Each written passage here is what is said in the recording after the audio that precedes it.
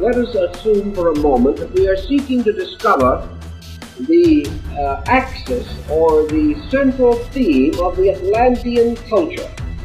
What was the great religious symbol among the Atlanteans?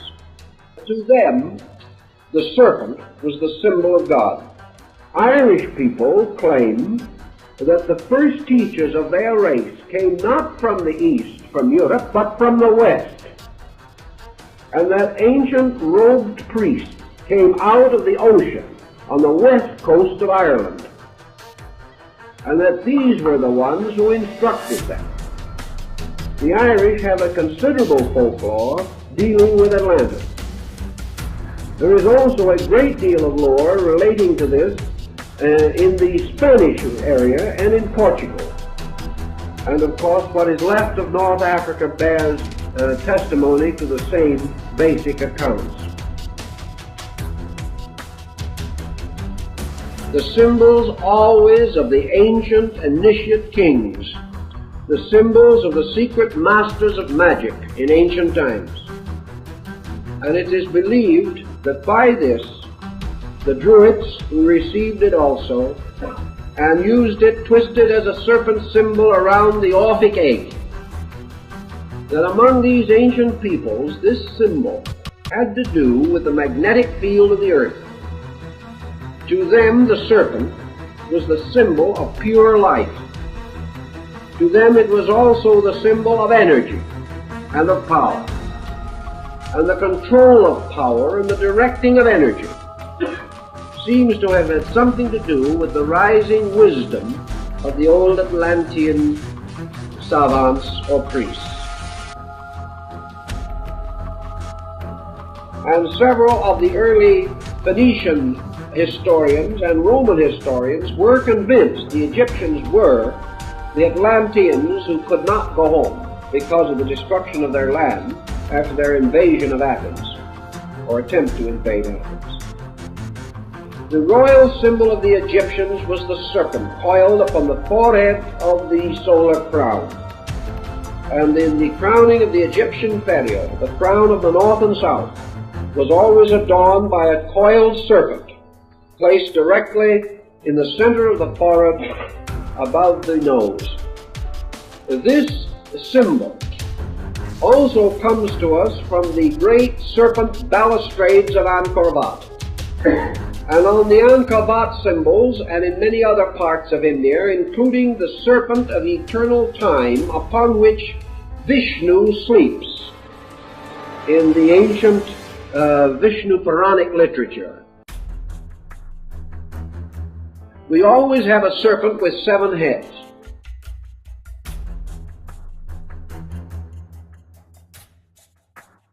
Now, Plato tells us that the Atlantic continent was composed of 7 principal islands, over which ruled 7 princes. We have already learned of the 7 heads of Ravan, king of Lanka, the Indian Atlantis. We have also constant reference to this peculiar septenary, the septenary of creating gods at the dawn of things. And we have the 7-headed Naga. We have the mysterious symbol, which many have firm conviction must have originally represented deity in the ancient Atlantean rites. We also know that this serpent appears wherever we have the motion of the so-called Atlantean or Mongolian culture. We have the mysterious serpents of Gobi. We have the serpent in the symbolism of Tibet and China. We have the serpent gradually metamorphosed into the 5-clawed dragon, the imperial symbol of China. We know that the dragon lore and the dragon symbol came more and more to be associated with the magician and the sorcerer. We also have the mysterious serpents of Latin America. Quetzalcoatl, the feathered serpent, was a good deity, not an evil one. And we have it among the Zunis and the Hopis, and even among the Navajo peoples. These symbolisms of the serpent we have generally associated with the serpent of evil, but even in the Bible we are told, "Be ye wise as serpents, and as harmless as doves." Every one of these groups of myths tell essentially the same origin story, that the peoples came from elsewhere, that they came with leaders who had led them from some previous location, that these leaders were responsible for the establishment of higher orders of culture in primitive areas. Thus, the natural or aboriginal peoples of these areas all insist that their cultures began with the advent of divine beings who came from remote places, from a long distance, from other lands. These remote beings did not resemble the people to whom they came. They wore different clothing. They spoke a different language. But in each case, they brought ideas. And from these ideas, the cultures of these local groups derived their impulse and their inspiration. There are evidences of the survival of Atlantean peoples, vestiges of peoples who have for one reason or another remained completely separate, have held on to their traditions, have regarded themselves as dedicated to a sacred destiny, and therefore regarding themselves also with a strange, deep, unchanging pride, a hauteur about themselves, the sense of being a chosen people, a people intended for some strange work of preserving without loss an ancient tradition. This chosen concept certainly moves the Aryas from northern Asia, for the word Aryan means the chosen, or the selected, or the set apart ones.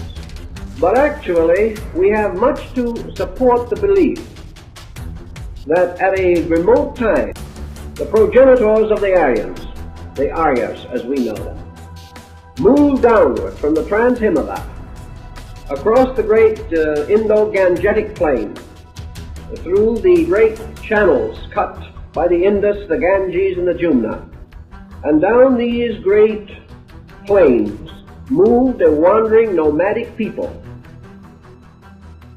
This people was ultimately to conquer the world.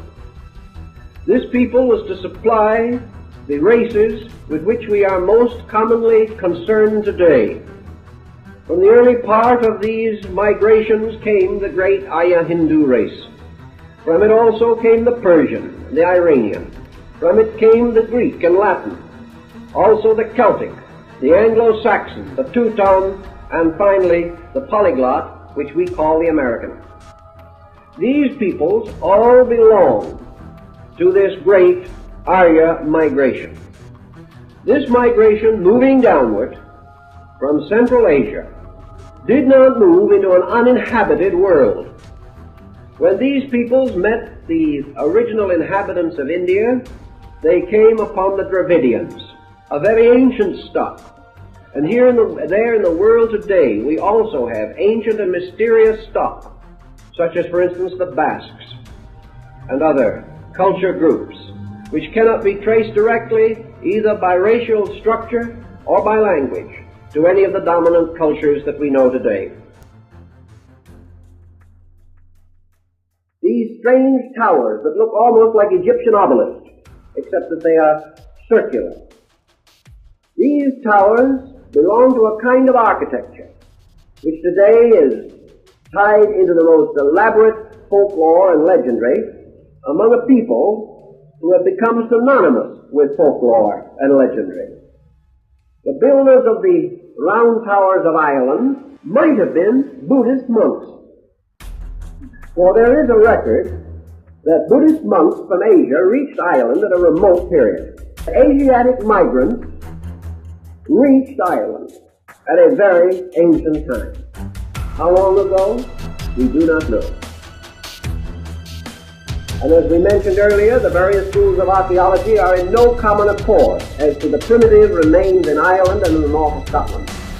The Druids at that time used Stonehenge because they regarded it as a monument created by the gods of previous ages